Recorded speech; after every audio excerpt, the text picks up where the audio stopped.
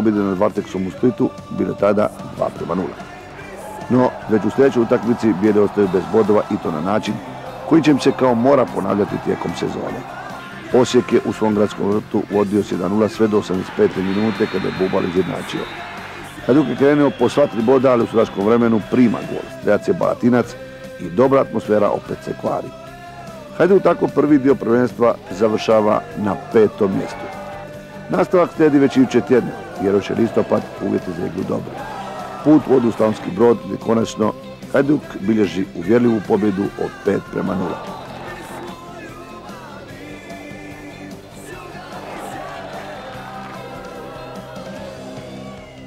13. kolo donosi utakmicu sa Zagrebom u Splitu, opet završava 2:0 za Hajduk, kao u prvoj utakmici u Kranjčevićevoj.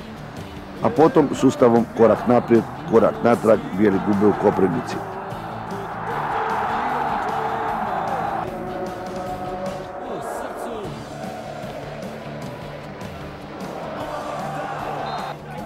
Pobjedama se vraćaju u Splitu u utakmici osvete sa Čakovcem. Slijedi gostovanje u Vinkovcima i trijumf od 2:0. Slijed su bili Andrić i Bubalo.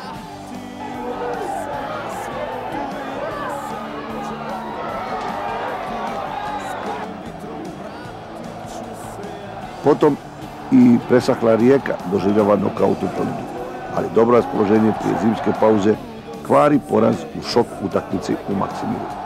Iako su dečki poveli s 2:0, Hajduk se uspijeva vratiti u utakmicu. 2 minute, 68. i 69. golovima Deranje i zatim Miljadina.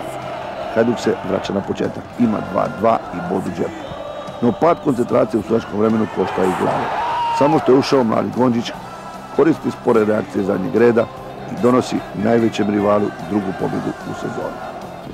No prvenstvo je dugo. Vuli stalno ponavlja, doći će i naše vrijeme, nužne su prave pripreme. U besparici, umjesto kao nekada u Sloveniju ili Italiju, Hajduk se odlučuje za otok Sunca, za Hvar. Tu biva dočekan s najvećom ljubavi. Pažen i mažen, splitski tim odradio je prave kvalitetne pripreme.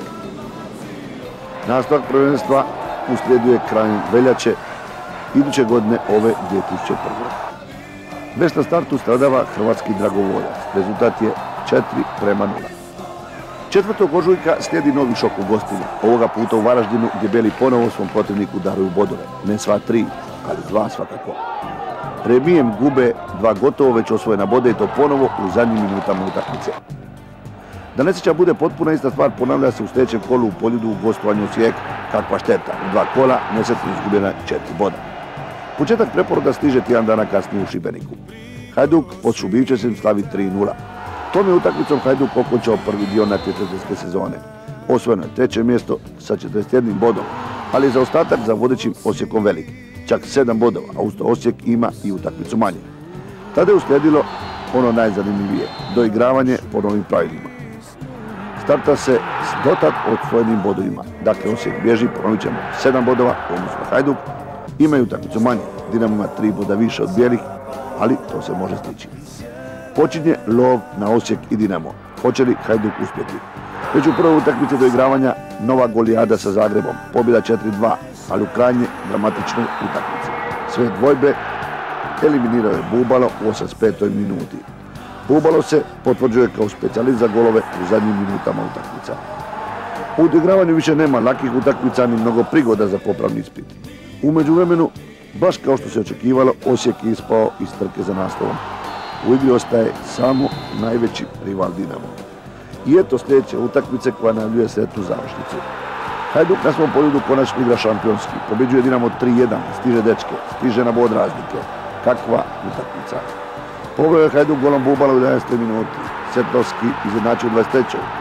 Ali Bubala još u prvom dijelu uspija ponovo dovesti Hajduk u vodstvo da bi u 80. minuti Musa razbio sve nade gostiju. Ova velika igra i pobjeda daje Hajduku krila.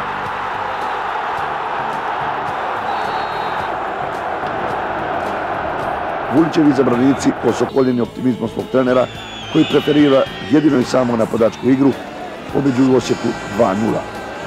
Dinamo u tom kolu remizira u Koprivnici i Hajduk preuzima čelnu poziciju. Utakmica je potica prvenstva dogodila se tjedan dana kasnije u Splitu. kada je Hajduk u pravom smislu riječi uzeo mir u Varteksu. Pobjeđuje na svom stadionu čak sa 6-0. Hajduk sada bježi Dinamu 4 boda.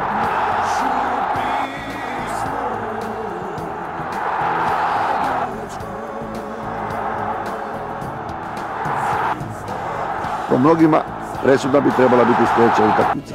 Ona u Zagrebu u Kranjčevićevu. I opet treći put